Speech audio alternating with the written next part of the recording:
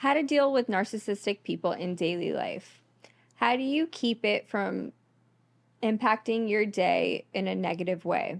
What's the solution? Well, the harsh reality of life is the world is full of assholes. And whatever you observe, you participate in. Whatever you tolerate, you invite more of. You're the person that allows everybody else into your inner circle. And something that really helped me when I learned this was that everybody projects what's inside. No one will ever do or say anything to you that isn't a direct reflection of how they feel about themselves in a moment. And another one that's super important is that no one will ever do or say anything to you that you don't invite them to do. And so if you're dealing with a narcissist or an angry person or just somebody that's just a miserable human being, well, you got to remember, especially if you're happy and you're having a good day and somebody just wants to be a dick to you, you got to remember they're hurting. They're trying to project what's inside. They're in essence trying to give you their nasty gift. And if they can upset you or make you angry or piss you off or troll you on social media and get you to react in a negative way or whatever, then they feel significant. They feel important. They made you feel worse than they did. And if you feel worse than they did, they actually feel better about themselves and their life and what's going on. And like when I was younger, especially like middle school and then through high school, I remember I hung out with people that seemed to like me, that I thought liked me, and then I realized that they really didn't, and they were kind of mean to me at times. And so I recognized that there were people that would be nice and friendly to you, but they would kind of be dicks also. And then I started to realize is like, hey, not everybody's got your best interest in heart. Not everybody's going to like you. Not everybody that you think likes you actually likes you. And that's why it takes a long time to vet people. And you judge them by their actions and what they do. And if you're if you're in a relationship with a narcissistic person, it's like typically what they do is they build you up. They call it's the elevation process. You're amazing. You're this. You're that. You're so awesome. I've never been in love like this before. You're so hot. You're so sexy. You're so amazing. And lots of flowery language. And they get you feeling good and build you up and butter you up more than anybody's ever buttered you up before. And then the de-elevation stage comes in where they start complaining and talking shit about you and putting you down to de-elevate you, to make you question your reality, to make you question yourself and your beliefs and how you operate. Because then when you start to doubt yourself, they use gaslighting, and it's like they once you start to doubt yourself and then you put more faith in what they have to say, then they can control you and they can manipulate you, and that makes them feel significant. It makes them feel safe because, quite frankly, they feel totally out of control in their own lives. And that's why a lot of people that seek power, whether it's public office or they go for Congress or president or governor or mayor or whatever, a lot of these people end up being found guilty of like doing really heinous things. You got some dude that's morbidly obese and he's passing a law that's forcing you to eat or inject something in your body because they say so. And people that say they want to help, or they run in government because they want to help people, really what they want to do is they feel out of control in their own lives, and so they want to run yours. Because if they can run your life, then they feel better about themselves. They feel better about the chaos that is their life. And you see that a lot with people in government. It's like there's been a bunch of memes on Twitter. You look at like the health minister, I think it's Belgium is one of them. And there's 4 or 5 the countries, some of the Nordic countries over in Europe. And the people that are in charge of health, like one of them that's in charge of the United States, she looks like a corpse. She looks like something out of like a character that'd be in Beetlejuice, the movie, and that part where they're waiting in the lobby where they've died and they're waiting to be checked in or whatever and sent on their way. I mean, she looks like a skeleton. And these other health ministers, like the one in Belgium, I mean, she's morbidly obese, and yet she's in charge of health. And you look at that and you go, that it's like Joe Rogan talking about, Bill Gates and dude's walking around with man boobs and a big gut and just totally looks unhealthy and like he's never exercised and he's just fat, out of shape, eats crap food, and yet he wants to make people eat bugs. He wants people to stop eating meat. He wants people to be injected by things he believes they should be injected by. And so he's made all his money, and what gives his life meaning is being able to, in essence, dictate policy and control things and influence politicians, because the politicians are the ones that basically write the laws that all of us have to comply with. And since he's running in those circles, he's spending his billions of dollars to get, to get his influence, and it makes him feel significant. But like I said, in life, as you get older and you get life experience, when you're younger, you tend to worry about other people's validation, them liking you, them accepting you. And when you get into your late 20s, early 30s, you start to not give a shit what other people think. You start to kind of take on your own identity. And then by the time you're 40, you really don't give a damn what other people think. And then it's interesting, as you get closer to your 50s, you realize it's like, you're going to die. Everybody dies. Everybody's dying. Life's not fair. People that you thought were going to live a long time died way before you or whatever, and weird circumstances or tragic things. And you realize it's like, we're all dust in the wind. But you control what you allow into your life. And if somebody doesn't respect your boundaries, you have to enforce them, which means that you have to put distance between them and you. Because if you tolerate it, you invite more of them. You invite more of the abuse. So whatever you tolerate, you invite more of. Yeah, because they think it's okay, and they're like, oh, I can just keep doing it. Because you put up with it. Yeah.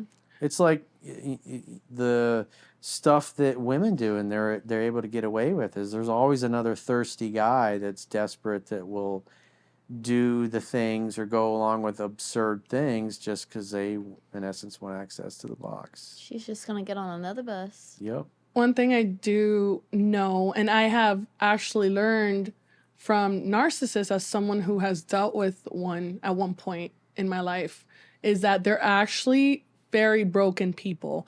Meaning there is that off chance that at one point maybe they themselves have dealt with a narcissist, and there's that off chance that maybe that narcissist actually broke them. And so they're projecting those insecurities, those fears, everything onto you.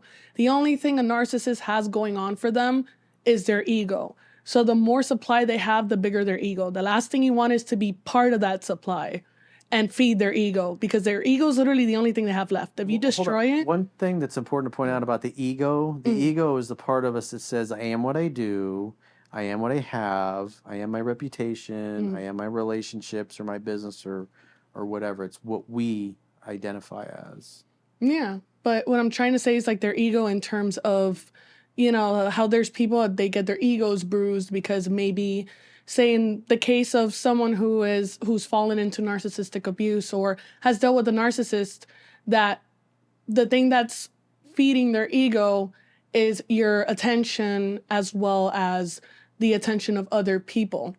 Last thing you want is to give them that attention, because that way it shows them that you can't be controlled.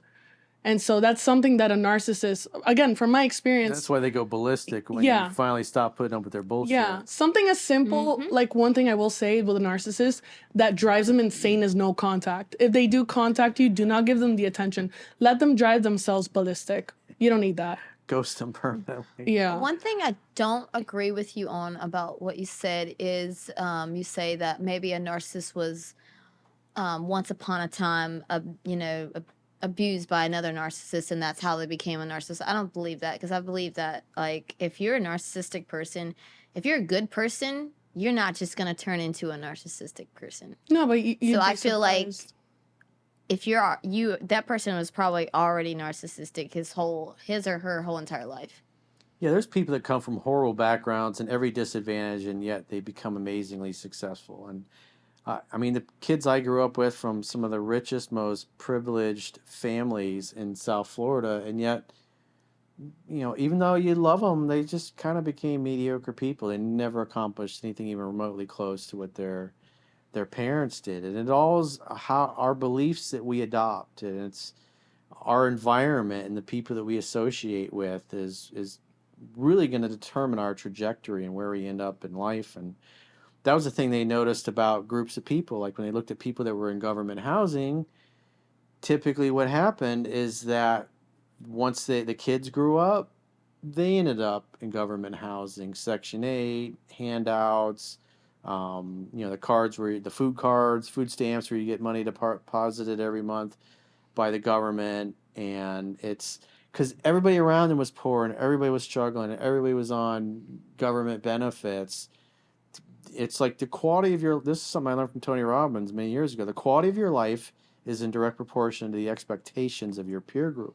And so if you're surrounded by and you live in a neighborhood with people that are poor and their goal is to get to a point where they get their own place paid for by the government, they start having kids because each kid you have, the government gives you more benefits so you can support that child. And you, in essence, basically marry the government.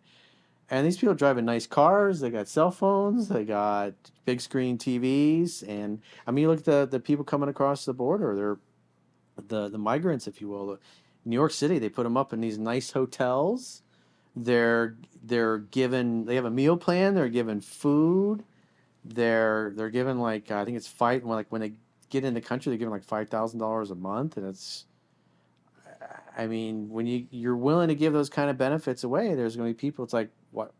You got nothing. Why wouldn't you want to do that? And so, like for me, like the big reason why my parents sent me to the private Catholic high school that I went to is they were hoping by me hanging out with these kids of these ultra wealthy and successful families that it would kind of rub off. And like what I took away from that is just hanging out with them and getting to know them and hanging out with people that if I mentioned the companies that they built, you would all know the companies that they are. And so when you hang out with people like this and you're, oh, that's Drunk Bob. I'm not going to say their real Drunk name, but Bob. that's just Drunk Bob. And it's like his parents are billionaires and they have multiple businesses. They've owned sports franchises. They're responsible for sports franchises being in certain cities and states around the country, and very powerful, successful people. And when I was in high school, just going to hang out like on Friday night or wherever, going and picking them up and meeting their parents, and they're just regular people. And it's like, so the gift for me to, that I took away from that is like, it made me believe that I was capable of having some of the same kinds of successes or similar successes just because of the peer group that I was surrounded. I took on the expectations that they had versus people that grow up in a poor area and they get on government benefits. That was the things the government has studied this, and it's like, what is the result of all of this assistance? And what it does is it creates generations of people that are just they're there for the free stuff, and they build their lives around the free stuff. Back to what I was saying about what you were saying, Jade. I mean, there is that possibility that there's also that a narcissist is just someone that actually is a narcissist themselves. But the reason I did say that there is that off chance that they have been they have dealt with a narcissist at one point in their life. There's a lot of possibilities that can go along with it. It's just like how I see it. It's like, say, a bully. When someone bullies you, it could create another bully. If that makes any sense, because a bully themselves have been bullied, or it's a direct reflection of They're putting out how they feel, and they feel hurt, so they want to hurt somebody else. Yeah, exactly. So that's why I say that there's that off they project chance. what's inside. Yeah, that's why I say there's that off chance that maybe they themselves have dealt with a narcissist. There's a lot of possibilities that can go with it. But I do believe that a narcissist is a broken person. Oh, absolutely. That isn't at peace with themselves, honestly. I definitely agree with that. I also think that a narcissist is someone that needs to find some self-love, because they're projecting a lot of like insecurities onto other people, because they're not receiving things that they really truly want themselves. So they want to make everybody else feel like shit. That's the simplest way I can put it. And it's sad. Yeah, because it misery loves company. And it really shouldn't be like that. They should allow people to help them instead of trying to bring other people down. I mean, given if they allow themselves the opportunity to be helped. But most of the time, they Well, they're don't so see anything wrong sour with them. and they're Yeah. so stuck in their ways. And I don't think that that's completely true. I don't think that they don't see something that is wrong with them. I think they're afraid to be vulnerable, and allow for change to happen. Because if they allow for that change to happen, then they will admit that there is something wrong with them, and that they're not this idea of a perfect mold of a human that they've allowed themselves to believe that they are, which is the facade that they have sold themselves and everybody else around them to believe that they have been their entire lives. Yeah. Which is sad because nobody's perfect. Define perfect. What is the definition of perfect? Flawless. There's no definition of perfect. There's no definition of normal. There's no definition for these things. So for people to really sit there and try to sell someone the idea and the belief that they are these false perceptions of a non-reality, that is the red flag first and foremost for me. And then to not allow other people to humble them and bring them back down to earth is another red flag, because I don't think I want to spend my time and allow my company to be with people who are just not on the same playing field. Yeah. Just not. They don't want to change. They just want to keep doing what they're doing. They are They unaware. think that they're okay. Yeah, they're unaware of their actions, and everything is their way or no way. Yeah, their way or the highway, right? Yeah, And absolutely. I don't think that that's a fair way to be in a partnership or a relationship or a friendship. If you're not willing to compromise at all with anyone, then why does somebody else deserve like your time, or like you deserve somebody else's time in that matter? Like everything in life should be a compromise. You don't get what you deserve in life. You only get what you negotiate.